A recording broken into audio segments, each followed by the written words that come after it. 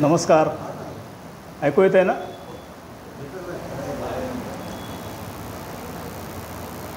आदरणीय श्रावण व्याख्यानमालेचे सर्व व्यवस्थापक, श्रीराम मंदिराचे व्यवस्थापक, संचालक, या ठिकाणी उपस्थित सर्व सज्जन नागरिक बंधू आणि भगिनी, आज 1 ऑगस्ट आहे. लोकमान्य टिळकांचा आजचा पुण्यतिथीचा दिवस.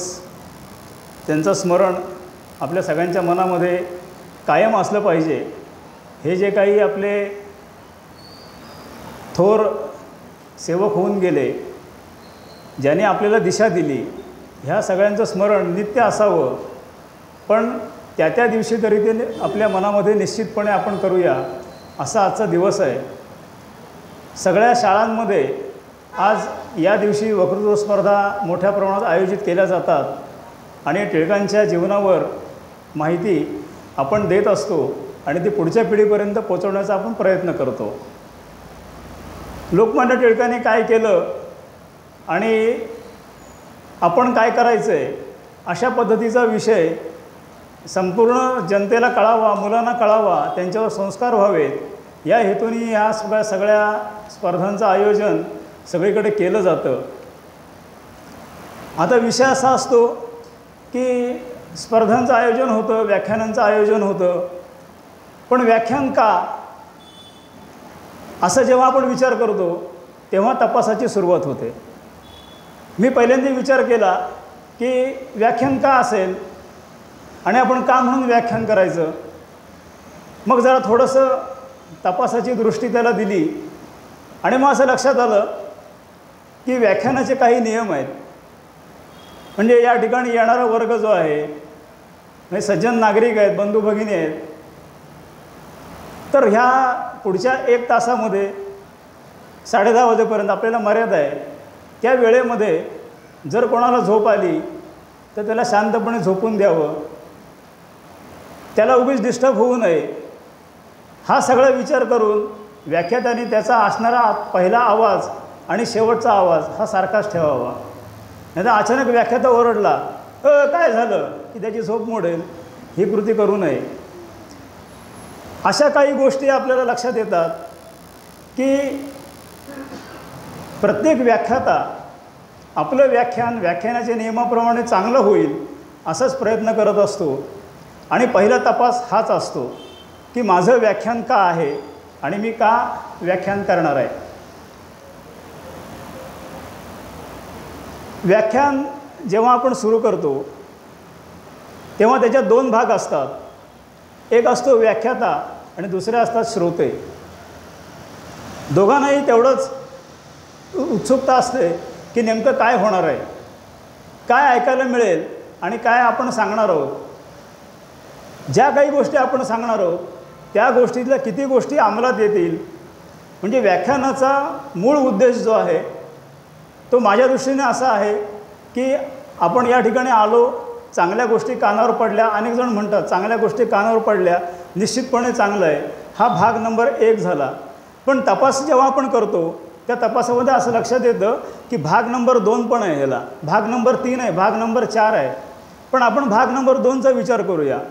भाग नंबर 1मध्ये चांगलं कानावर पडलं हे मान्य आहे, पण तपास जेव्हा पुढे जातो व्याख्यान का, तर त्यावेळी आपल्याला असं लक्षात येतं की देवालासुद्धा माहिती आहे की मी जे काही नैसर्गिकपणे ह्या सामान्य जनतेला मी देतो तेव्हा त्यातलं तो सगळं ग्रहणच करू शकत नाही. आणि मग आपण किती त्यातलं घेतो, किती त्याज्य करतो, किती टाकतो. म्हणजे समुद्र असतो, ते उदाहरण नेहमीचंच आहे, सगळ्यांना ऐकलं पण असेल. खूप वर्ष या ठिकाणी आपण सगळे व्याख्यानं ऐकतो आहे, त्यामुळे नेमकं उदाहरण कुठलं आणि काय बोलणार ह्याचा अंदाज आपल्याला सगळ्यांना आलेला असतो. पण एवढ्या मोठ्या समुद्रातून आपण एक घागर भरून आणतो, घागरीतून तांब्यात, तांब्यातून पळीत, भांड्यात, भांड्यातून पळीत, पळीतून हातात आणि हातातून आपण प्राशन करतो आणि ते पण पूर्ण करू शकत नाही, उरलेलं आपण डोक्याला पुसतो. म्हणजे देवालाही माहिती आहे की मी जे दिलेलं आहे हे पूर्णपणे लोक ग्रहण करू शकणार नाहीत. आणि मी तर एक सामान्य माणूस आहे, व्याख्याता सामान्य माणूस असतो, मग त्यांनी दिलेलं किती ग्रहण करणार? हा तपासाचा दुसरा भाग जेव्हा माझ्या लक्षात आला तेव्हा मी असा विचार केला की सगळं ग्रहण नाहीच करणार आहेत, मान्य आहे, सगळेजण प्रत्येक गोष्ट घेतीलच असंही नाही, पण जशा 4 गोष्टी चांगल्या कानावर पडतील म्हणून या ठिकाणी लोक ऐकायला येतात, त्याच वेळेला एखादी गोष्ट जर आत्मसात केली आणि ती जर कृतीत आणली तर तपास पुढे जाईल आणि किमान तपास पुढे जावा ह्या दृष्टीने आजच्या विषयाचं तपास हा विषय या ठिकाणी मी मांडण्याचा प्रयत्न करणार आहे की आपला तपास हा नेहमी पुढे जावा. वय तर वाढतं. मी पहिलीला असताना किती वयाचा होतो, नंतर मी आपोआप वाढत गेलो, मला वेगळं काही करायला लागत नाही, आपोआप माझं वय वाढत जातं, शरीर वाढतं. पण त्याचबरोबरीने बाकीची जी माझी व्यवधानं आहेत ही सुद्धा वाढतात आणि ती वाढली पाहिजेत. आपण असा विचार करत करत जेव्हा 25शीत येतो, 25शीतून 30शीत, 35, 40 5-5 वर्षाचा टप्पा जर आपण विचार केला तर या प्रत्येक टप्प्यावर आपण वेगवेगळ्या पद्धतीने जगत असतो. आणि आज जो या ठिकाणी आपण हा वर्ग बसलेला आहे, सामान्यपणे आपलं वय सरासरी 55 आहे ह्या मंदिरात आता असणाऱ्या सगळ्या लोकांचं. मग या 55 वर्षामध्ये मी जेव्हा 25शीत होतो तसाच मी आज आहे का? तसं नाही आहे ना.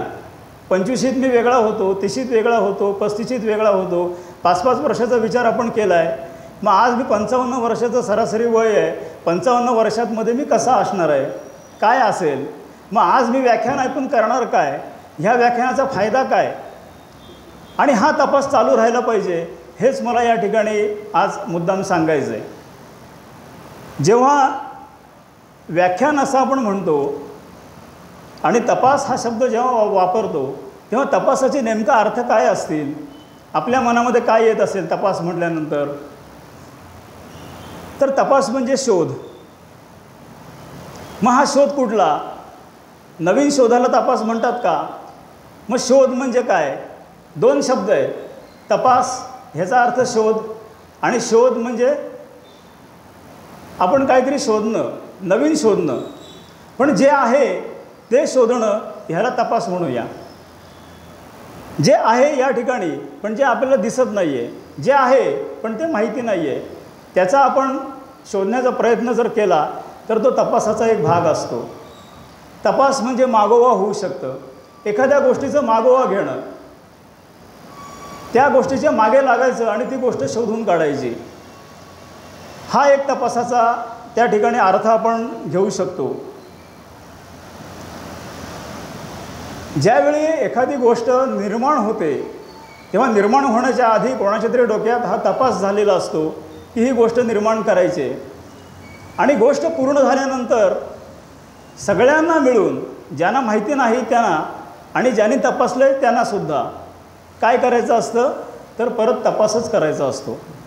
आता व्याख्यान करायचं ठरलं, या ठिकाणी आपण सगळेजण बसलो, काय बोलणार आहे तुम्हाला माहीत नाही, मी कागदावर लिहून आणलं आहे ते मी या ठिकाणी सांगणार.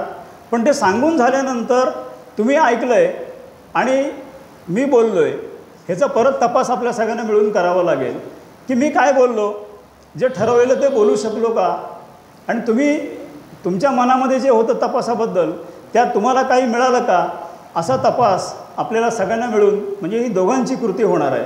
तपासाचा पुढचा भाग जो आहे हा दोघांची कृती. पहिली कृती एकच असते, कोणाशी डोक्यात कल्पना येते, कोणतरी विषय विचार करतो, कोणतरी काहीतरी मांडणी करतात, आणि मग ते झाल्यानंतर आपण सगळ्यांनी मिळून त्याचा विचार करायचा. म्हणजे व्याख्यान ऐकल्यानंतर आपण काय करायचं तर व्याख्यान सोडून न देता व्याख्यानावर विचार केला पाहिजे की काय नेमकं झालं आहे, ह्याचा तपास आपण चालू ठेवला पाहिजे. त्यातून तपासलं पाहिजे योग्य काय, अयोग्य काय, मला काय ह्यातनं मिळणार आहे आणि मी काय करू शकतो. अशा पद्धतीचा हा दुसरा भाग व्याख्यानातला हा आपण सगळ्यांनी मिळून कृती करण्याचा आहे. आता आपण प्रत्यक्ष एक कृती करायची आणि ह्या कृतीनंतर पुढच्या विषयाकडे आपण वळणार आहोत. साधारणतः एक 7-8 टप्प्यामध्ये तपास मांडण्याचा मी प्रयत्न करणार आहे.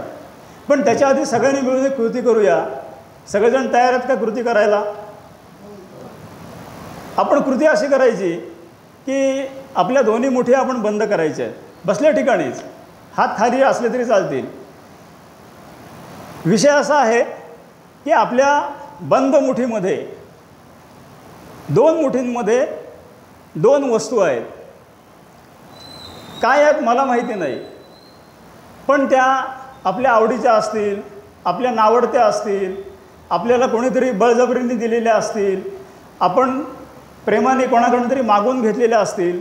अशा आपल्या आयुष्यात असणाऱ्या गोष्टी, घटना ह्या दोन मुठीत बंद आहेत. आता आपल्या ह्या दोन मुठीमध्ये काय आहे हे प्रत्येकाला माहिती आहे. 2 मिनटं आपण आठवायचं आहे की माझ्या दोन्ही हातांमध्ये काय आहे. आणि मग मी असं म्हणणार आहे की एक मूठ आपण टाकून द्यायचे. असं जेव्हा मी म्हणेन तेव्हा आपण कुठली मूठ टाकणार आहोत, त्याच्यामध्ये काय वस्तू आहे ह्याचा विचार आपण करूया. आपण कृती करायला सुरुवात करूया. कृतीची पार्श्वभूमी सांगितली. आता आपल्या मुठी बंद आहेत सगळ्यांच्या. आपल्या दोन मुठींमध्ये दोन वस्तू आहेत. आपल्या आवडीच्या असतील, आपल्या नावडीच्या असतील, जसं सांगितलं तसंच सगळं असेल. आपण आपल्या मनामध्ये धरायचे आहेत की कुठल्या गोष्टी आहेत माझ्या हातामध्ये. प्रत्येकाने आपल्या मनामध्ये विचार करा की माझ्या हातात कुठल्या गोष्टी आहेत. आणि आता त्यातली एक गोष्ट म्हणजे एक मूठ आपण फेकून द्यायचे. प्रत्येकाने एक मूठ टाकून द्या. आता एकच मूठ आपली बंद आहे आणि एका मुठीतला विषय आपण टाकून दिलेला आहे, म्हणजे वस्तू टाकून दिलेली आहे. जी काय असेल ती, चॉकलेट असेल, गोळी असेल, बिस्किट असेल, जे काय आपल्या मनात असेल ते आपण टाकून दिलेलं आहे. एक हात आपला, अजून एका हातात एक वस्तू आपली शिल्लक आहे. आता मी प्रश्न असा विचारणार आहे, म्हणजे कृती संपली. आता मूठ सोडायला हरकत नाही. आता मी तुम्हाला एक पुढचा प्रश्न असा विचारणार आहे की जी वस्तू टाकून दिली ती काय होती आणि ज्या दोन वस्तू होत्या त्या काय होत्या. आपल्या मनामध्ये विचार करूया. ज्यांना कोणाला सांगण्याची इच्छा असेल, एक दोघांना, त्यांनी सांगायला हरकत नाही. आपल्या मनामध्ये दोन हातामध्ये काय वस्तू आपण धरलेल्या, कोण सांगेल? हातामध्ये पैसे, डाव्या हातामध्ये लेखी पेन, उजव्या हातामध्ये पैसे मी टाकून दिले. ओके, डाव्या हातामध्ये पेन ठेवला. अजून कोणी, अजून एकाने सांगा कोणीतरी.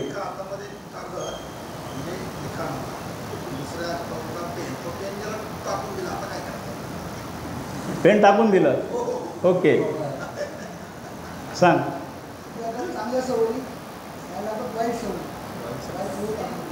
ओके,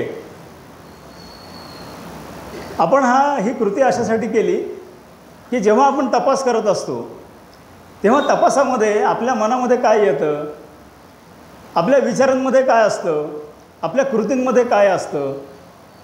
आपण जेव्हा एखादी गोष्ट टाकून देतो, ते टाकून दिल्यानंतर जसं आता ह्यांनी म्हटलं की मी पेन टाकला आणि कागद ठेवला, हरकत नाही. त्यावेळी त्यांना योग्य वाटली कृती ती त्यांनी केली. पण मगाशी मी म्हटलं त्याप्रमाणे की कृती झाली, कृतीच्या आधी विचार केला, त्यांनी तपास केला त्यांच्या मनामध्ये की काय फेकायचं आहे, काय धरायचं आहे. आणि मग परतही त्यांना तपास करायची संधी आहे ना कृती केल्यानंतर. असं कधीच होत नाही. आपण सगळेजण कबड्डी खेळणारे आहोत. आपला भारतीय खेळ कबड्डी आहे. कबड्डीमध्ये आपण काय शिकतो, तर एकदा हरलो तरी परत उभं राहायचं आणि कोणीतरी मला परत आत घेईल आणि परत मी चांगला खेळ करून दाखवीन. आणि हीच भूमिका या तपासामध्ये असते आणि तपास त्या दृष्टीने सुरू राहायला पाहिजे. आता तुम्ही तपास करा, तुम्ही पेन का टाकून दिलात, तुमचा तपास चालू राहू द्या. तू पैसे का टाकून दिलेस तो तू विचार कर, तू वाईट सवय का टाकून दिलास तो तू विचार कर. असं प्रत्येकाने आपापल्या मनामध्ये ह्या गोष्टींचा विचार केला पाहिजे आणि हा तपास आपला चालू राहायला पाहिजे. कारण आपलं आयुष्य 55 झालेलं आहे. ह्या 55 वर्षाच्या आयुष्यामध्ये मी काय काय केलं आहे, काय करणार आहे, काय करायचं होतं आणि काय पुढे करू शकतो, असा हा आयुष्याचा प्रवास, हा तपासण्याची आपल्याला संधी आयुष्य प्रत्येक क्षणी देत असतं. असंही नसतं की ती फक्त वाढदिवसाच्या दिवशी मिळते, ती फक्त व्याख्यानाच्या दिवशी मिळते, ती फक्त अमुक देवळात उत्सव असेल तेव्हा मिळते, असं काही नाही. तुम्ही शांत बसा, तुमच्याप्रमाणे विचार करा, तुमच्या मनामध्ये प्रश्न विचारा, तुम्ही तुमच्याशीच बोला. तुम्हाला दुसऱ्या कोणाचीही आवश्यकता त्यावेळी असणार नाही. आणि मग जेव्हा तुम्हाला आवश्यकता असेल तेव्हा तुम्हाला आवश्यक असणाऱ्या व्यक्ती, वस्तू, देव, गुरु, मंदिरं या ठिकाणी उभी आहेत, जी अक्षयपणे आपल्याबरोबर आहेत. अव्याहतपणे ते आपल्याला काहीतरी चांगलं सांगण्याचा प्रयत्न करत आहेत. धर्मग्रंथ आहेत, आपले खूप काही साऱ्या गोष्टी अशा आहेत की ज्या आपल्याला परंपरेने आपल्याला शिकवल्या आहेत, ह्या सगळ्या आपल्याला खुणावत असतात आणि त्यांचा योग्य वेळी योग्य वापर जर आपण करून घेतला तर आपल्याला सुधारण्याची संधी ही प्रत्येक क्षणी असते. बिघडण्याची संधीसुद्धा प्रत्येक क्षणी असते, तशी सुधारण्याची संधीसुद्धा प्रत्येक क्षणी असते. एका हातात बिघडणं, एका हातात सुधारणं, हे जर आपल्याकडे माहिती आहे तर बिघडणं मी टाकून देईन, वारंवार टाकून देईन. एकदा टाकून दिलं, दोनदा टाकून दिलं, पण मी हे सांगितलेलं की ही मूठ आपण ठेवूया. एक मूठ आपण ठेवलेली, ह्या मुठीत मी काय ठेवलं आहे हे आपल्याला माहिती आहे आणि त्या मुठीत म्हणजे माझ्याकडे चांगले गुण मी ठेवलेले आहेत आणि वाईट गुण टाकून दिले, पैसे टाकून दिले असतील पण लेखणी मी ठेवली हातामध्ये, लेखणी टाकली असेल पण कागद ठेवला आहे, ह्याचा सगळ्यांचा अर्थ आपण आपल्या मनाशी लावण्याची ही वेळ आहे. आणि हा तपास ह्या दृष्टीने सुरू झाला पाहिजे, ह्या दृष्टीने सुरू राहायला पाहिजे. आता प्रत्यक्ष जो हा तपास जो आहे हा इतका गहन न करता आपण छोट्या छोट्या पद्धती त्याचा विचार करूया. हे छोटी पद्धत म्हणजे कशी, तर ज्यावेळी आपल्या देशावर हल्ला झाला, आपल्या बांधवांवर हल्ला झाला, आपले बांधव मारले गेले, तू कोण आहेस, हिंदू आहेस असं म्हटल्यानंतर खाडकन ज्या ठिकाणी गोळी घातली गेली, अशी सिच्युएशन ज्यावेळी आपल्या देशामध्ये तयार होते, त्या सिच्युएशनला आपण सगळेजण साक्षीदार आहोत. आपण सगळेजण ते सिच्युएशन बघतोय. आपण असा क्षणभर विचार करूया की ती सिच्युएशन आहे, आत्ता तीच परिस्थिती आहे की कोणीतरी आपल्या बांधवांवर हल्ला केला आहे, देशावर घाला झाला आहे आणि अशा वेळी आपल्या सगळ्यांच्या मनामध्ये काय काय विचार येतील. हा तपास जेव्हा आपल्याला सुरू होतो तेव्हा या तपासाचे काही टप्पे आपल्यासमोर मांडण्यासाठी आपल्याला ह्या उदाहरणाचा उपयोग होईल. मग ही परिस्थिती हीच आहे. मग उद्गारवाचक तपास, ह्या उद्गारवाचक तपासामध्ये आपले देशाचे सर्वोच्च नेते माननीय नरेंद्रजी मोदी हे असतील किंवा आपले गृहमंत्री असतील किंवा आपले सैन्याचे प्रमुख मंडळी असतील तर ह्याने उद्गार काढले तपास होणार, ठामपणे उद्गार काढले तपास होणार, त्यांचा उद्गारवाचक तपास होता. असे इतिहासात अनेक उद्गारवाचक तपास निर्माण झाले आणि मोठा इतिहास घडला आणि आतासुद्धा मोठा इतिहास घडला जो आजपर्यंत कधी घडला नव्हता. म्हणजे तपासाच्या मागची प्रेरणा आहे, तपासाच्या मागचा जो विचार आहे, तपासाच्या मागची जी शक्ती आहे ही तपासाच्या एका कृतीतून लक्षात येते आणि त्या ठिकाणी ती लक्षात आल्यानंतर पुढे काय घडणार ह्याचा विचार आपण सामान्यपणे करू शकतो. हा झाला उद्गारवाचक तपास. अजून उद्गारवाचक तपासामध्ये काय काय कोणाकोणाचे उद्गार येतील तर असे खूप आपल्याला उदाहरणं सांगता येतील. पण प्रत्येकाचे अशी उदाहरणं न घेता एका उदाहरणावर आपण वेगवेगळ्या पद्धतीने तपास जो आहे तो आपण करूया. प्रश्नार्थक तपास. प्रश्नार्थक तपासामध्ये घटना हीच आहे, पहलगामचीच घटना आहे. मग त्या घटनेमध्ये काही जणांनी म्हटलं, म्हणजे आपण सामान्य माणसाने पण म्हटलं कशाला पाहिजे तपास. त्या मारणाऱ्यांनी स्पष्ट विचारलं आहे आणि ज्यांनी मार खाल्ला त्यांनी स्पष्ट सांगितलं आहे की हिंदू म्हणून मारलं आहे, आपण पण त्यांना भेंगटवलं पाहिजे, तपासाची गरजच नाही. हा आम्ही विचार केला तपासाबद्दल. प्रश्नार्थक तपास आमचा असा त्या ठिकाणी होता. पण दुसरा एक विषय असा होता की काही जणांनी म्हटलं की हे घडलंच नाही, तपासाची गरजच नाही, असा त्यांचा प्रश्न होता. कशाला तपास, तपासाला कशाला, असा सुद्धा प्रश्न त्या ठिकाणी आपण विचारू शकतो. म्हणजे दोन त्याला अंग आली की एकाने म्हटलं की तपासाची गरज नाही पण त्याचा भाव वेगळा होता आणि एकाने म्हटलं तपासाची गरज नाही पण त्याचा भाव वेगळा होता. म्हणजे प्रश्नार्थक तपासामध्ये हे दोन प्रश्न त्या ठिकाणी तपासावर उपस्थित झाले, 3 प्रश्न झाले, 4 झाले, खूप गोष्टी येतील. पण आपण एक एक 2-2चा विचार करत पुढे जाऊया कारण आपल्या शेवटच्या टप्प्याकडे तपास न्यायचा आहे. हा झाला प्रश्नार्थक तपास. उद्गारवाचक तपास झाला. त्या ठिकाणी आश्वासक तपास, विश्वासार्ह तपास, असे त्याचे वेगवेगळे पैलू, वेगवेगळे भाव ह्या तपासामध्ये आपल्याला आढळतात. आणि मग आपल्या सैन्याने आपल्याला सांगितलं, जे प्रत्यक्ष पीडित होते त्यांच्याकडे गेल्यानंतर प्रेमाने त्यांना सांगितलं घाबरू नका, आम्ही आहोत, तपास सुरू आहे. तो होता भावनिक तपास. ह्या भावनिक तपासामध्ये सुद्धा अनेक गोष्टी आहेत की एखाद्या वेळी आपल्याला लक्षात येतं की आपल्या भावना त्याच्याशी निगडीत आहेत ह्या तपासाशी. तेव्हा आपण स्पष्टपणे सांगतो, तेव्हा आपण नीट बोलतो, प्रेमाने बोलतो, प्रेमाचा तपास असतो. अशा वेगवेगळ्या पद्धतीत ह्या तपासाचे पैलू आपल्याला ह्या एका घटनेमुळे बघायला मिळतात. असे वेगवेगळे पैलू आपल्या आयुष्यात नेहमी येत असतात, रोज येत असतात, प्रत्येक क्षणी येत असतात. आपण ते वापरत पण असतो, पण त्या दृष्टीने आपण विचार करत नसतो की मी कोणत्या तपासाबद्दल बोलतो आहे.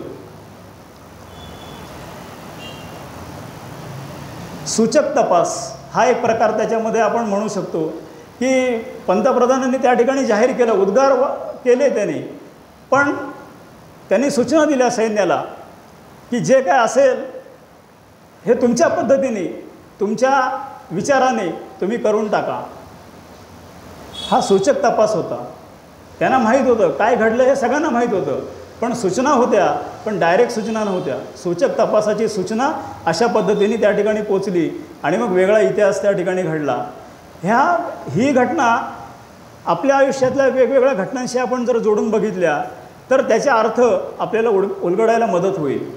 म्हणजे 55 वर्षाचा विचार करून मी हा विषय जर आपण आपल्या मनामध्ये धरला तर प्रश्नार्थक तपास कधी आला, उद्गारवाचक तपास कधी आला आहे का, माझ्याकडे प्रेमाचा तपास कधी आला आहे का, माझ्याकडे दुःखाचा तपास कधी आला आहे का, असे आनंदाचा तपास आला आहे का, असे वेगवेगळे तपासाचे पैलू आपल्या आयुष्यामध्ये, आपल्या घटनांमध्ये दडलेले आपल्या लक्षात येतील. आणि त्यावेळी मी काय केलं, त्या प्रत्येक घटनेच्या वेळी मी काय केलं, हा जेव्हा आपल्या मनाशी आपला तपास चालू होईल, आपल्या मनाशी बोलणं चालू होईल, तेव्हा आपल्या लक्षात येईल की ह्या सगळ्यातून आपण सही सलामत पुढे पोचलेलो आहोत, पुढे चाललेलो आहोत, आपण मार्गक्रमण करतो आहोत आणि आपल्याला मार्गक्रमण करायचं आहे. मग ते मार्गक्रमण करत असताना ह्या तपासातून निष्पन्न झालेल्या काही गोष्टींचा जर मला चांगला उपयोग झाला तर माझं आयुष्य अधिक सुखी करता येईल, माझ्या बरोबऱ्यांच्या लोकांचं मला अधिक आनंददायी वातावरण करता येईल. आणि त्यासाठी ह्या तपासाची प्रक्रिया ही मला सुरू ठेवावी लागेल. तपास ही एक क्रिया नाही आहे, ती प्रक्रिया आहे, ती कायम सुरू राहिली पाहिजे. त्यावेळेला लेखी पद्धतीने, तोंडी पद्धतीने, इशाऱ्याने, हावभाव करून वेगवेगळ्या पद्धतीने आपण तपास नेहमी चालू ठेवतो. पण केवळ एखादी घटना घडली म्हणून तपास करणं, अशा गोष्टी ज्यावेळी घडतात तेव्हा त्याच्यावर विचार करायला पाहिजे आपल्याला की असं होऊन चालणार नाही. घटना घडायला नकोत, घटना घडणार असेल त्या घडतील, पण माझा तपास हा मला नेहमी सुरू ठेवायचा आहे, कारण मला चांगलं जगायचं आहे, मला चांगलं व्हायचं आहे. मग एखादी घटना घडली, मग त्याच्यावर मी विचार केला, मग त्यातनं मी मार्ग काढला, मी पुढे गेलो आणि परत मी आहे तसाच वागलो आणि त्याच्यातून मला काहीच साध्य करता आलं नाही, असंच होऊन चालणार नाही. म्हणजे जसं आपण मगाशी म्हटलं की संधी आपल्याला मिळते आयुष्याकडून, एकदा नाही, दोनदा नाही, तीनदा नाही, प्रत्येक क्षणी आपल्याला संधी देत असतो. देव बसलेलाच आहे तुम्हाला द्यायला. एक उदाहरण आहे, देव आला आहे आपल्याकडे आणि देव असं म्हणाला की मी भरपूर काही आणलं आहे, हे बघ माझे दोन्ही हात भरलेले आहेत. त्याच्या मुठी बंद नव्हत्या, आपल्या मुठी बंद होत्या, पण देवाने उघड्या मुठी ठेवल्या आणि म्हटलं मी हे तुला द्यायला आलो आहे, चल घे तू. असं जर देव तुमच्याकडे येऊन म्हणाला तर आपल्या मनाची अवस्था काय होईल, जरा विचार करूया आपण. हे तपासातला हा एक भाग आहे की खरोखर देव माझ्याकडे, आपण देवाकडे मागणं करतो की देवा ये, देवा मला पाव, जे काय आपल्या मनात असेल ते आपण बोलतो आणि देवाला आपण काहीतरी देण्याचं पण ठरवतो, त्याला नवस असं शब्द आपण ठेवतो किंवा काय आपण पारणं म्हणत असो, काय असेल ते आपण करतो त्या ठिकाणी. पण देव समजा समोर आला आणि असं म्हणाला तर तुम्ही काय करू शकता. तर एका शेतकऱ्याकडे देव गेला, एका व्यापाऱ्याकडे देव गेला, एका कष्टकऱ्याकडे देव गेला, एका उद्योगपतीकडे देव गेला, अशा वेगवेगळ्या समाजातल्या काम करणाऱ्या भागांमधल्या लोकांकडे देव गेला. आणि हे तेच म्हणाला देव की मी प्रसन्न झालो आहे, मी सगळं आणलं आहे, हे बघ तुला घे तुला. आता मी वंजळ केली पुढे, देवाने बघितलं, अरे काय हे तुझे हात बरबटलेत, तू खोटं बोलतोस, तू वाईट वागतोस, तू चांगलं काही तुझ्याकडे दिसत नाही आहे आणि एवढीशीच जागा तुझ्या हातावरची आहे, ती जरा चांगली वाटते मला, त्या ठिकाणी मी हे ठेवू शकतो. कारण ह्या जे काही वाईट जागा तुझ्या सगळ्या कृती आहेत त्या कृतींमुळे त्या ठिकाणी मी हे ठेवू शकत नाही माझ्या हातातलं, कारण देवाच्या हातातलं आहे. ते तुमच्या हातात ठेवायला तेवढी तुमची पात्रता पण पाहिजे. तुमच्याकडे तेवढं मोठं भांडं आहे का जे देवाने दिलं ते साठवून ठेवण्याची? तुमची कॅपॅसिटी आहे का? म्हणजे तुमची म्हणजे आपली कॅपॅसिटी आहे का? मग देव तर देणारच आहे. देव कधीच वाईट करणार नाही कोणाचं. मंदिरात बसूनसुद्धा, मंदिराच्या बाहेर राहूनसुद्धा, घरात राहूनसुद्धा आपण भक्ती करू शकतो आणि ती भक्ती देवापर्यंत पोचत असते. देव आपल्याला सांगत असतो, देव आपल्याला शिकवत असतो, देव आपल्याला देत असतो. ते घेण्याची, ते पचवण्याची, ते पेळण्याची, ते स्वच्छ ठिकाणी घेण्याची आपली तयारी किती आहे? ह्या 55 वर्षात आपल्याला काय मिळालं? काय मिळवायचं आहे? देवाने दिलं आहे का मानवाने दिलं आहे का मी कमवलं आहे? ह्या सगळ्यामध्ये आपला तपास हा महत्त्वाचा आपल्याला ठरणार आहे. आणि ह्या तपासाची दिशा आपल्याला त्या दृष्टीने जर आपण विचार केला तर आपल्याला आयुष्य जगायला पुढे पुढे घेऊन जाईल. तपास करण्याचा हेतू काय आहे ह्याच्यावर पण तपासाचं महत्त्व आहे. म्हणजे एखादं वाईट हेतूने तपास करत असेल तर त्या तपासाला काही अर्थ नाही. पण चांगल्यासाठी जर आपण विचार केला, कोणाच्या तरी भल्यासाठी आपण तपास केला तर त्या तपासाला मात्र अर्थ निर्माण होतो. आता कसाबने हल्ला केला भारतावर, मुंबईमध्ये येऊन बेछूट गोळीबार केला. त्याच्या आधी येऊन त्यांनी तपास केलेला, कुठे उतरायचं, कसं जायचं, कुठल्या मार्गाने यायचं, कुठल्या ठिकाणी गोळीबार करता येईल. म्हणजे त्यांनी कला वापरल्या, शक्ती वापरली, ताकद वापरली, हिंमत वापरली, सगळं केलं. पण हेतू काय होता? अत्यंत घाणेरडा हेतू होता, अत्यंत नीच हेतू होता. आणि या नीच हेतूने इथे आल्यानंतर काय झालं? चिंधड्या झाल्या. वाईट हेतू कधीच टिकणार नाही ना. वाईट तपास कशासाठी करता? चांगला तपास करा. एखाद्या रोगावर औषध निर्माण करायचं आहे, डॉक्टर त्या ठिकाणी प्रयत्नपूर्वक सगळं तपासतात आपल्याला आणि आपल्याला औषध देतात, तपासून देतात ना, अचानक नाही देत. चांगला तपास असतो, हा बरा व्हावा रुग्ण हा विचार असतो, त्याला काहीतरी चांगलं मिळावं हा विचार असतो. मग तुम्ही संघटित आहात, संघटितपणे तुम्ही असा वाईट विचार करण्यासाठी आमच्या देशामध्ये येता आणि आमच्या देशाला तुम्ही बर्बाद करण्याचा प्रयत्न करता. आता हे होणार नाही. तसंच मी माझ्या शेजाऱ्याला, मी माझ्या शेजारच्या गावातल्या माणसाला, मी माझ्या शेजारच्या आळीतल्या माणसाला, मी माझ्या दुसऱ्या समाजातल्या माणसाला, माझ्या समाजातल्या माणसाला बर्बाद करण्याचा जर विचार केला आणि त्यासाठी जर तपास केला की हा काय करतो, असा जातो का, ह्या मार्गाने जातो, मग इथे काठी ठेवून देऊया, मग ह्याची गाडी सकाळी आली की स्लिप होईल, असा तपास फायद्याचा नाही. मग तपासाचा हेतू जो आहे हा हेतू स्वच्छ असला पाहिजे, चांगला असला पाहिजे. म्हणजे त्याचा बेस जो आहे हा बेस चांगला पाहिजे, मग आपल्याला पुढे जायला त्याची मदत होते. त्यामुळे चांगल्या हेतूने तपास करणं, त्याचा चांगला विचार करणं हे सुद्धा तपासातलं फार महत्त्वाचं अंग आहे. उत्साही तपास ह्याच्यामध्ये आपल्याला छत्रपती शिवाजी महाराजांच्या जीवनातलं उदाहरण मुद्दाम सांगतो, म्हणजे आपल्याला विचार लक्षात येण्यासाठी त्याचा उपयोग होईल. उत्साही तपासामध्ये बहिर्जी नायकांच्या गोष्टी ऐकायला कोणाला आवडत नाहीत? इथे बसलेल्या सगळ्यांना त्या गोष्टी ऐकायला आवडतात. डोवाल, अजित डोवाल ह्यांच्या गोष्टी कोणाला ऐकायला आवडत नाहीत? सगळ्यांना आवडतात. एअर स्ट्राईक केला सैन्याने 1.5-2 वर्षापूर्वी आणि आत्ता ह्या ठिकाणी प्रत्यक्ष पाकिस्तान आपण बेचिराग करून टाकलं. ह्या गोष्टी कोणाला ऐकायला आवडत नाहीत? सगळ्यांना आवडतात. पण त्याच्यामध्ये जो केलेला तपास आहे, हा तपास केल्यानंतर हे सगळ्या घडलेल्या गोष्टी आहेत की कुठल्या ठिकाणी नेमकं त्यांची अणुभट्टी असेल, कुठल्या ठिकाणी त्यांचे एअरपोर्ट आहेत, कुठल्या ठिकाणी महत्त्वाच्या पोस्ट त्यांच्या आहेत, त्याच कशा उडवायच्या, हे सगळं तपास करणारी जी यंत्रणा आहे आपली, त्या यंत्रणेमुळे किंवा बहिर्जी नायकांनी सांगितलं की सुरतेवर छापा टाका, ह्या सगळ्या सुरस कथा ऐकल्यानंतर आपल्याला उत्साह निर्माण होतो. कोण निरुत्साही होतं का? हे ऐकल्यानंतर कोणीच निरुत्साही होत नाही. असे काही उत्साही तपाससुद्धा आपल्या आयुष्यात आपल्याला बघायला मिळतात. म्हणजे आपल्या पण आयुष्यात असतात ते उत्साही तपास. मी गेलो, मी अशा गोष्टी केल्या, देवामुळे घडल्या, गुरुमुळे घडल्या, मित्रांमुळे घडल्या किंवा आपल्या सगळ्या विचार करण्याच्या चांगल्या पद्धतीमुळे घडल्या, पण त्यातनं मला उत्साह निर्माण झाला. अशा आपल्याही आयुष्यात अनेक घटना घडतात. प्रत्येक घटना ही आपल्या आयुष्याशी आपण जोडून बघूया आणि मोठ्यांच्या उदाहरणातून ते आपल्या आयुष्यात घेण्याचा आपण प्रयत्न करूया. हा झाला उत्साही तपास.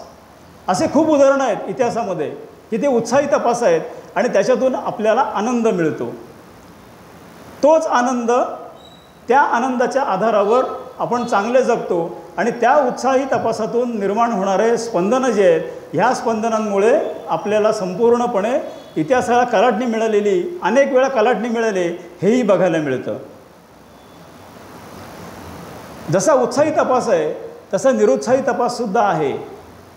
ह्या निरुत्साही तपासाला आपण अनेक वेळा सामोरे जातो. कोर्टामध्ये जे कोण गेले असतील त्यांना पूर्ण कल्पना असेल की सिव्हिल हा जो भाग आहे, ह्या सिव्हिल भागामध्ये असणारा जो रुटीन तपास आहे हा अत्यंत कंटाळवाणा भाग आहे. आपल्या प्रत्येकाला ते फेस करावं लागलं असेल किंवा माहिती तरी असेल आपल्याला.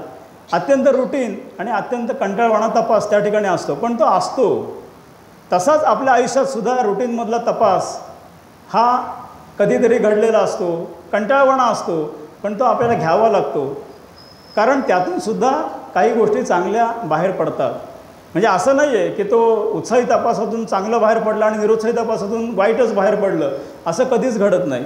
निरुत्साही तपासातूनसुद्धा न्याय मिळतो, निरुत्साही तपासातसुद्धा अन्याय दूर होतो. तसंच माझ्या आयुष्यातल्या सगळ्या घटना ह्या ज्या काही घडलेल्या असतील त्याच्यातला जो निरुत्साह असेल, ह्या निरुत्साही तपासाच्यामुळे मी चांगला होण्यासाठी मदत होणार आहे. हाही त्यातला एक तपासातला महत्त्वाचा भाग आहे. शोधक तपास. शोधक तपासामध्ये आपण पर्यटनाला जातो. पर्यटनाला गेल्यानंतर आपण त्या ठिकाणी लॉज शोधतो, ठिकाणं शोधतो, हॉटेल शोधतो. हे शोधक तपास झाले. मला राहायला घर पाहिजे, मला अमुक भागात या ठिकाणी ऑफिस पाहिजे, मला अमुक या ठिकाणी चांगली भाजी मिळते म्हणून कळलं आहे, मी इकडे गेलो तर मला त्या ठिकाणी चांगलं काहीतरी वस्तू मिळाल्या म्हणून कळलं आहे. असेच जे आपले शोध आहेत हे शोधक तपासामध्ये आपले असतात.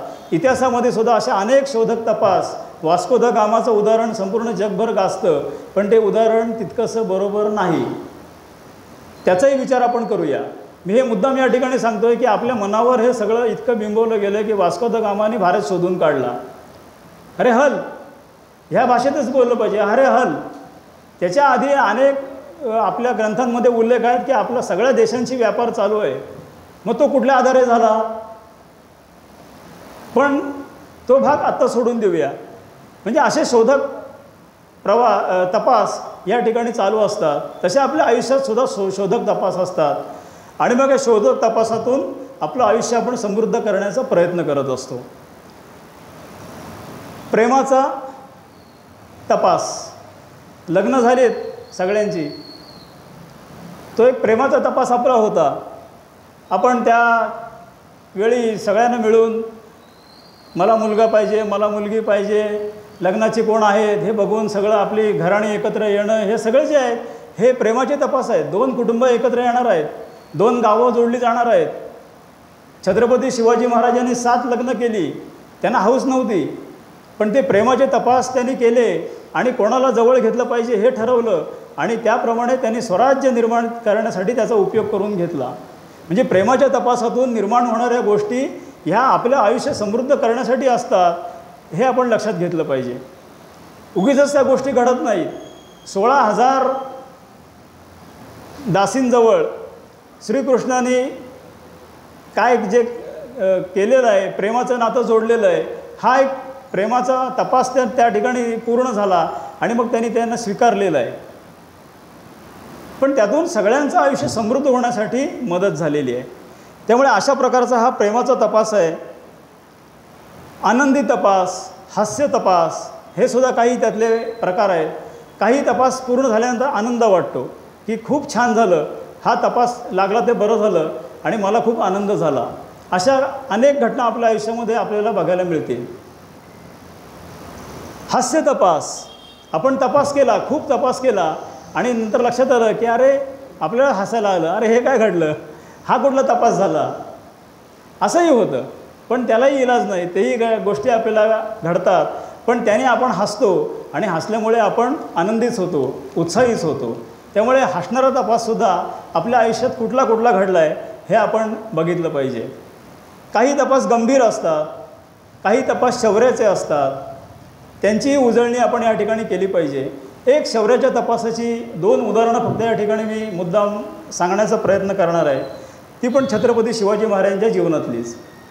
छत्रपती शिवाजी महाराजांनी पूर्ण तयारीनिशी, मी काय म्हणतो ते बघा आणि तुम्ही तपासा माझी विधानं, पूर्ण तयारीनिशी असं ठरवलेलं होतं की स्वराज्यावर आलेलं प्रचंड मोठं आक्रमण अफजलखानाच्या स्वरूपातलं समोरासमोर लढू शकत नाही, म्हणून त्याला धूर्तपणाने आपण एका अडचणीच्या ठिकाणी बोलवूया आणि ते बोलवूया, असं वातावरण निर्माण करूया की मी घाबरलो आहे. हे सगळं हा इतिहास सगळ्यांना माहिती आहे, हा इतिहास सगळ्यांना माहिती आहे, पण त्याची उजळणी मी मुद्दाम करतो आहे. त्यांना बोलवूया आणि मग त्या ठिकाणी आपण आता या ठिकाणी आपण थांबतो आणि अनेक जण असं म्हणतील की गळाभेट करूया. अत्यंत चुकीचं विधान आहे.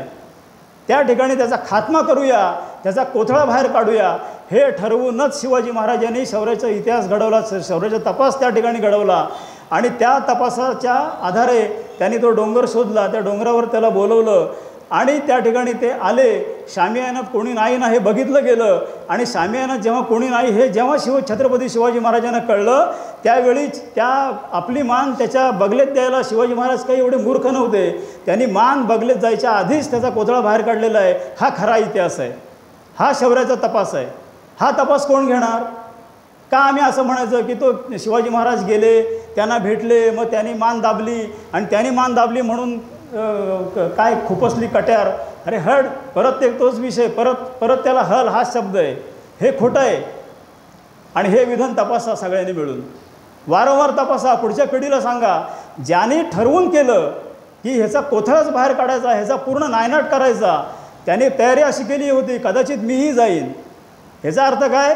एकतर मी जाईन किंवा मी त्याला 100% मारीन, अशी तयारी करून गेलेले छत्रपती शिवाजी महाराज त्याच्या बगलेत जातील, तो वार करतोय का त्याची वाट बघतील आणि मग काहीतरी करतील, अशी शक्यताच नाही आहे. पण आपल्या मनावर हा इतिहास कोरला गेला आणि शौर्याच्या तपासापासून आपल्याला थोडंसं मागे आणलं गेलं. त्यामुळे शौर्याचा तपास आपण घेतला पाहिजे की खरं शौर्य काय आहे.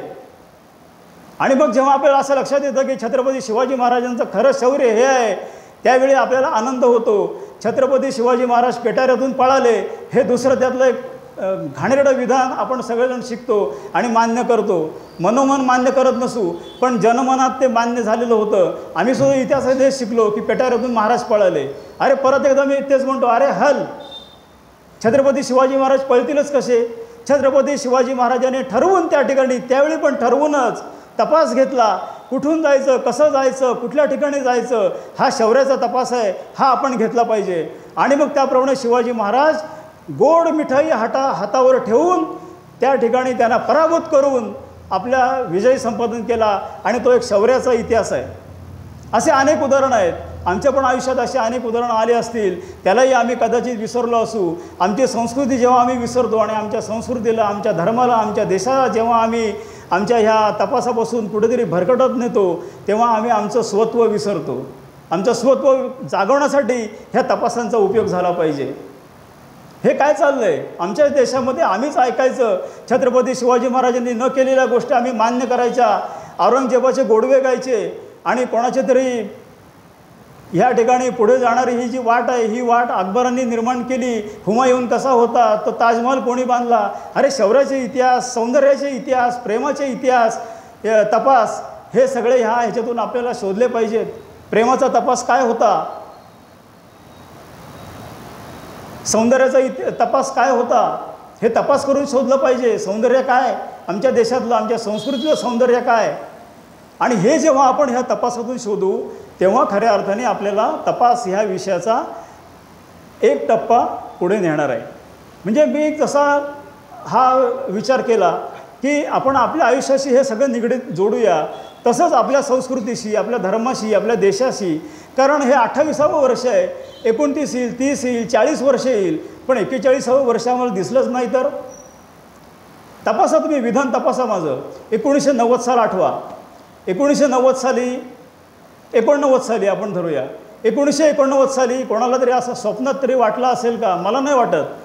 स्वप्नात तरी वाटलं असेल का की काश्मीरमध्ये उद्याचा महाशिवरात्रीचा उत्सव पुढच्या वर्षीचा 90मधला होणार नाही आहे असं जर त्यावेळी कोणी म्हटलं असेल तर तेव्हा कोणीतरी त्याला म्हणणाऱ्याला वेड्यात काढलं असतं आणि म्हटलं असतं अरे हा काय बोलतोय, परत तेच म्हटलं असतं, त्याला ते हाल म्हटलं असतं, हड हे काय तू सांगतोयस, असं होणारच नाही. पण ते घडलं, हे वास्तव घडलं आहे. तेव्हा आम्ही 12, 15, 20 वर्षाचे या ठिकाणी होतो. आम्ही असतानाचा हा इतिहास आहे, हा जुना इतिहास नाही आहे. मग हे तपासात आम्ही कधी घेणार? ह्या तपासाचा विचार कसा करणार? ह्याचा तपास कसा लावणार? मग तीच जर घटना आमच्या इथे घडली तर मग त्याला जबाबदार कोण? 40वे वर्ष या व्याख्यानमालेचं येईल, 41वे वर्ष येणारच नाही. अशी जर गोष्ट ह्या ठिकाणी घडायला लागली तर त्याचा विचार कोण करणार? पुढच्या पिढीला सांगणार कोण?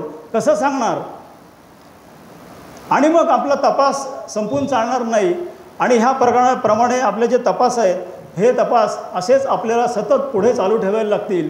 देश, धर्म, संस्कृती टिकवण्यासाठी, माणूस म्हणून आपण नीट जगण्यासाठी, माझ्यातल्या काही गोष्टी चांगल्या सुधारण्यासाठी, माझं जीवन वैभव संपन्न होण्यासाठी मला हे सातत्याने करावं लागेल. टेक्नॉलॉजी, ह्या तपास प्रकरणात टेक्नॉलॉजीने सुद्धा प्रवेश केलेला आहे, तोही आपण समजून घेतला पाहिजे. जेव्हा आपण क्रिकेटची मॅच बघत होतो 1983ला, आपण जेव्हा कपिल देवला बघितलं आणि आपण भारताने जेव्हा पहिल्यांदा वर्ल्ड कप जिंकला तेव्हाची टेक्नॉलॉजी, नंतर मग आपण जेव्हा पुढचा धोनीने जिंकला ती टेक्नॉलॉजी, आपण प्रत्येक टप्प्यावर त्या टेक्नॉलॉजीचा विचार केला पाहिजे. जेव्हा मला 90 साली माझ्या बहिणीचं ऑपरेशन झालं तेव्हा असणारी टेक्नॉलॉजी, 2000 साली मला दवाखान्यात जायला लागलं तेव्हाची असणारी टेक्नॉलॉजी, 2022-2025मधली टेक्नॉलॉजी, ह्या तपास यंत्रणेतली सगळी टेक्नॉलॉजी.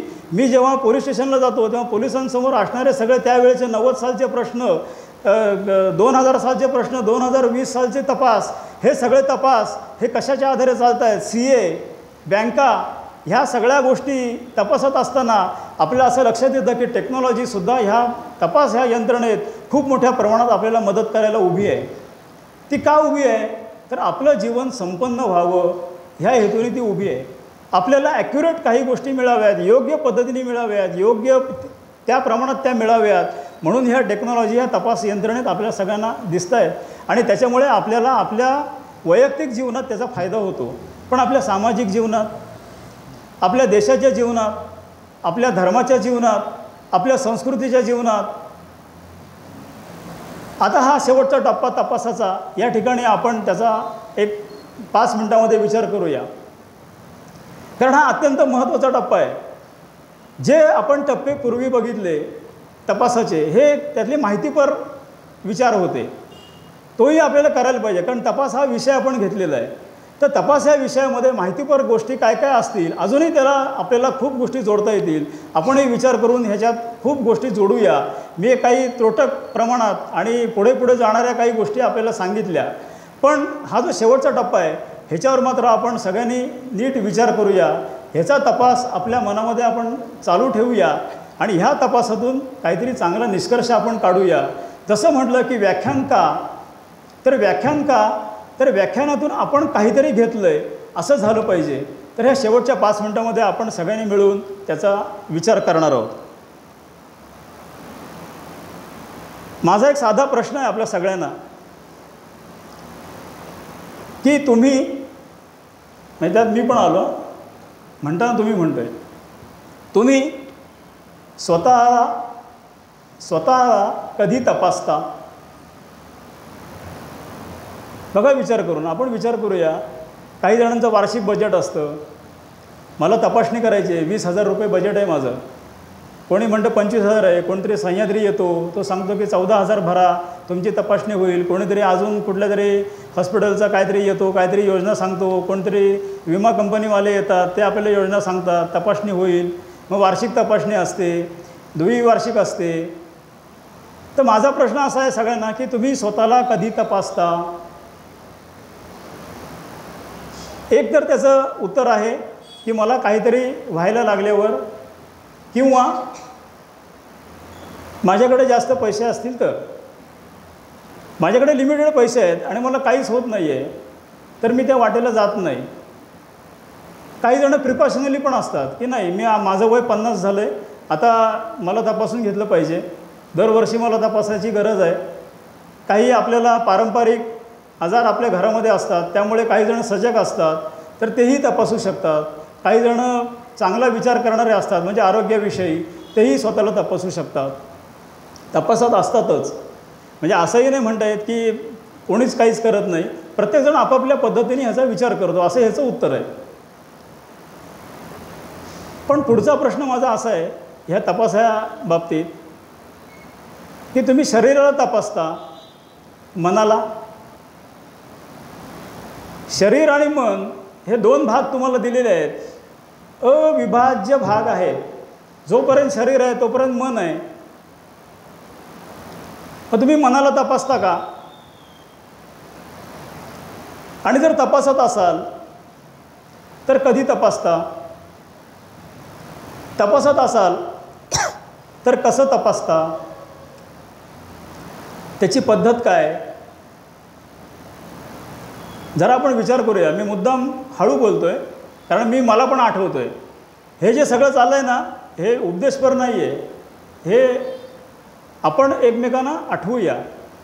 हे जसं आपण काही गोष्टी आपल्या आयुष्यातल्या आठवण्याचा प्रयत्न केला, तशा ह्या गोष्टी आपण काय करणार आहोत, काय करायला पाहिजेत ह्याचा जरा विचार करूया. आणि मी असं म्हणत नाही आहे की हे मी सांगितलं तेच बरोबर आहे. ह्याचा तपास चालू ठेवायचा आहे आपल्याला सगळ्यांना मिळून की जे बोललो ते बरोबर बोललो का, जे ऐकलं ते बरोबर ऐकलंत का, जे ऐकलं त्यातनं फायदा होणार आहे का. आणि ह्या तपासातून जे काही निष्कर्ष आपण काढू, जे काही निष्पन्न होईल ते चांगलं होईल यासाठी आपण सगळ्यांनी मिळून प्रयत्न करूया. म्हणजे जसं देव म्हणाला की मी द्यायला बसलो आहे, तुम्ही घ्यायला काय तयार आहात का आणि किती घेणार. तर तोच मुद्दा आहे की हे सगळं चाललं आहे, पण ह्या सगळ्या चालण्यामध्ये आपण आपल्या मनाची तयारी किती केली आहे. शरीर तर जीर्ण होणार आहे, प्रत्येकाला माहिती आहे, पण मन जीर्ण होत नाही. अनेक उदाहरणं आहेत अशी की शेवटपर्यंत मन उत्साही राहू शकतं, शेवटपर्यंत मन आनंदी राहू शकतं, शेवटपर्यंत मन आपल्याला चांगलंच गोष्टी सांगू शकतं. शिवतरगळीच्या मागे एक डोंगर आहे आणि तिथे एक वर गाव आहे, खूप आतमध्ये गाव आहे. ते डोंगरावर असं जायला लागतं. मी 8वीला असताना त्या ठिकाणी कर्मधर्म संयोगाने त्या ठिकाणी गेलेलो होतो आणि त्या ठिकाणी एक श्रीवर्धनची एक व्यक्ती होती, आडनाव गांगलच त्यांचं, गांगल काका त्या ठिकाणी होते. तर त्यांच्याबरोबर मला म्हणाले चल आपण जाऊया त्या डोंगरावर. मी म्हटलं चला. आणि त्यांच्या पाठीवर एक साधारणतः 30-40 किलोची पिशवी होती, जड 30-40 किलो जड होती पिशवी ती. आणि तो माणूस असा एकदम हाडगोळा होता. मला त्यांची मूर्ती अजून आठवते डोळ्यासमोर. तर मी म्हटलं काय या पिशवीत आहे तरी काय. तर म्हटलं की मी औषधं घेतली आहेत आणि आता पावसाळा सुरू होणार आहे, त्यामुळे त्या लोकांना पाऊस सुरू झाला की खाली येऊ शकत नाहीत. म्हणजे ही 84, 85, 86 ह्या दरम्यानची गोष्ट आहे. तर ते त्यावेळी शक्यच नव्हतं, म्हणजे डोंगरच आणि पायवाटच, ती पण नीट नाही पायवाट. तर आम्ही ते घेऊन चाललो आणि ते औषधं त्यांच्या पाठीवर होती. तर त्यांनी मला एक धडा शिकवला त्यावेळेला. मी त्यांना म्हटलं की हे तुम्ही कसं सहन करताय, एवढी पिशवी घेऊन, तुमचं वजन तेवढं असेल, 40 किलो वजन त्या माणसाचं असेल. तर म्हटलं एवढं तुम्ही घेऊन चालताय, मग कसं काय तुम्ही करताय. तर म्हटलं की मी माझ्या मनाला सांगितलं आहे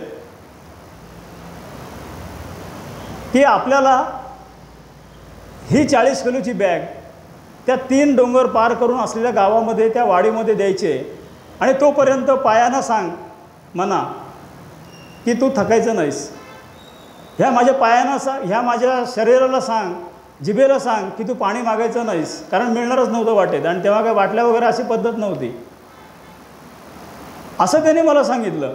तेव्हा मला काय ते कळलं नाही. त्यांनी काय सांगितलं ते म्हणलं ठीक आहे चला थोडा वेळ मी बॅग घेऊ का म्हटलं. पण मी काय फार वेळ घेऊ शकलो नाही. पण अशा पद्धतीने काम करणारे लोक या समाजामध्ये आहेत. त्यांनी त्या ठिकाणी गेले, ते औषधं त्या ठिकाणी दिली, आम्ही परत आलो. तो प्रसंग ते विसरले असतील, मी विसरलो असेल, पण कधीतरी माझ्या स्मृती जाग्या झाल्या आणि लक्षात आलं की अरे आपण काय ते त्या ठिकाणी काय शिकलो आपण. मग तो तपास जर चालू नसेल ना तर आपण विसरून जातो. त्यामुळे हे तपास चालू राहायला पाहिजे की आपल्याला नेमकं काय लक्षात ठेवायचं आहे, नेमकं काय पुढे न्यायचं आहे, नेमकं काय करायचं आहे. आणि मग मनाला कधी तपासतो हा विषय जेव्हा समोर येतो तेव्हा मनाला तपासत असताना मन आपल्याला हे सगळं सांगतं की आज ही घटना घडलेली आहे, पण तपासात मन मागे जातं आणि कुठले तरी एखादी फाईल आपल्याला उघडून देतं की ही बघ, ही फाईल, ही तुझ्या आयुष्यात घडलेली गोष्ट होती, हा प्रसंग घडलेला होता, ह्याच्यातून ते हे शिकलास आणि हे तू लक्षात घे आणि चल पुढे. आणि मग आपल्याला उभारी मिळते. मनाला जर उभारी मिळायची असेल, मनाला आनंद मिळायचा असेल, मन सुदृढ व्हायचं असेल, म्हणजे मन सुदृढच आहे, पण त्या अधिक सुदृढ आपल्याला बनवायचं असेल तर त्या फाईल्स ओपन करण्याची प्रक्रिया ही तपासातूनच होते. मग आपल्याला किती लक्षात आहे, आपण किती विसरलो आहे, आपल्याला काही माहिती आहे का, आपण ते बघितलेलं तरी आहे का, हे सगळे विषय जेव्हा आपण चिंतन करू तेव्हा आपल्याला आठवतात. आणि जसं आपण शरीराला तपासणार आहोत तसं आपण मनाला पण तपासण्याची गरज आहे. कधीतरी कंटाळा येणार आहे आपल्याला, नक्कीच. आता कंटाळा आला आहे, 10:30 वाजले, सगळ्यांना कंटाळा आला आहे. पण कंटाळा जरी आला आहे तरीसुद्धा ही प्रक्रिया आहे ना कंटाळा येण्याची, ती पण येणारच आहे. पण तपासाची प्रक्रिया चालू पाहिजे की कंटाळा कसा जाईल. मग आयुष्यात येणारे कंटाळे मला घालवायचे आहेत. आणि शेवटच्या 2 मिनटामध्ये देव, देश आणि धर्म यासाठी मी काय तपासणार, माझ्या वैयक्तिक आयुष्यासाठी मी करणारच आहे, ते तर मी जगणारच आहे, ते तर मी प्रयत्न करतोच आहे. मी पैसे कसे मिळतील, संपत्ती कशी मिळेल, मी अजून काही गोष्टी माझ्या कशा होतील, हे सगळं बघतो आहे. पण देव, देश आणि धर्म हे जर टिकलं आणि हे जर चांगल्या पद्धतीने आम्ही राखू शकलो तरच ह्या देशामध्ये आम्हाला स्वाभिमानाने जगता येणार आहे.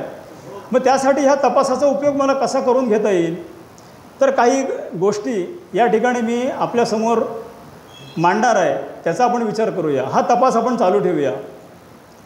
हातात आपण गणपतीचं सामान आणण्याच्या दृष्टीने, परत सांगतो, आपण गणपतीचं सामान आणण्याच्या दृष्टीने जेव्हा बाजारात जाऊ तेव्हा बाजारात बघा तो माझा बंधू आहे का फळ विकणारा, तेव्हा बाजारात बघा तो माझ्या धर्माचा आदर करणारा माणूस आहे का, आणि त्याच्याकडनं खरेदी करा. एक तरी गोष्ट मी करू शकतो, जेव्हा मला भूक लागते, मी प्रवासात असतो, तेव्हा जर मला माहिती आहे की ह्या रस्त्यावर माझी हॉटेल्स, माझ्या बांधवांची हॉटेल्स नाहीत, त्यावेळी मी खाणार नाही, असं मी करू शकतो का, मी घरनं काही बांधून घेऊन जाऊ शकतो का. अशा काही गोष्टी आपण जर तपासत राहिलो, सगळ्या उलगडून सांगण्याची गोष्ट आवश्यकता नाही आहे, कारण आपण प्रक्रिया करतो आहे आणि आपण तपासाची प्रक्रिया ही निरंतर चालू ठेवण्याचा विचार करतो आहे आणि निष्कर्ष काढण्याचा प्रयत्न करतो आहे. त्यामुळे देव, देश आणि धर्म हे टिकण्यासाठी मी काय तपास केला पाहिजे. माझ्या शेजारच्या घरामधले असणारी माझी भगिनी, माझ्या घरातली भगिनी ही कोणाच्या लव जिहादच्या नादाला लागलेली नाही ना, हे मला तपासलं पाहिजे, कारण माझा देव, देश आणि धर्म टिकण्याची जबाबदारी माझी आहे. आणि हे जर मी केलं तर हे करायला वय लागत नाही.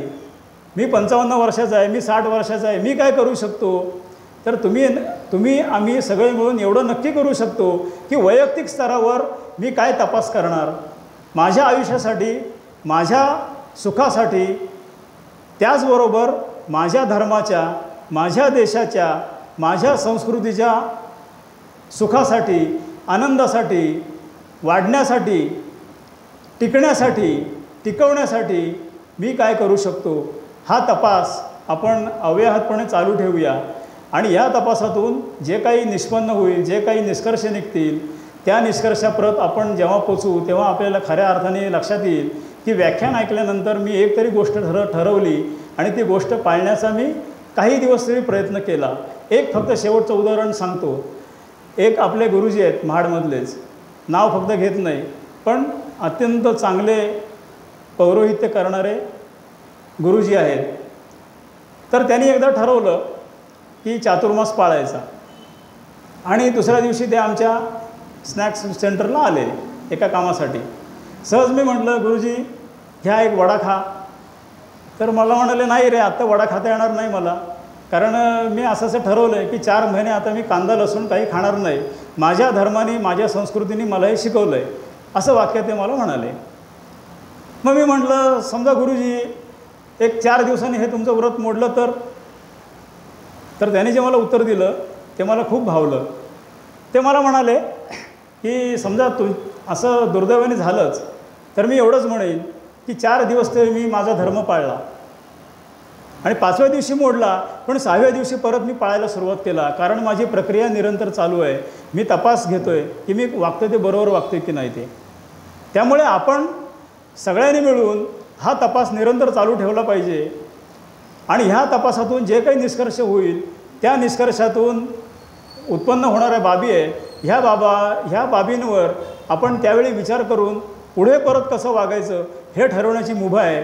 कारण आपल्याला पेन जरी टाकून दिला, पैसे टाकून दिले, तरीसुद्धा आपल्या एक एक गोष्टी आपल्या हातामध्ये आहेत, त्याचा उपयोग आपण सगळ्यांनी मिळून करूया. आणि हा तपास असा निरंतर चालू ठेवून देव, देश आणि धर्म, संस्कृती आणि आपलं वैयक्तिक जीवन अधिकाधिक चांगलं कसं होईल यासाठी सगळ्यांनी मिळून श्रीरामांच्या चरणी प्रार्थना करूया आणि कृतीसुद्धा करूया. नुसतं ऐकून घेऊन व्याख्यान संपत नाही, कारण हे तपासाचं व्याख्यान निरंतर चालू ठेवूया मनामध्ये आणि तशी कृती करूया. एवढंच मला सुचवायचं आहे.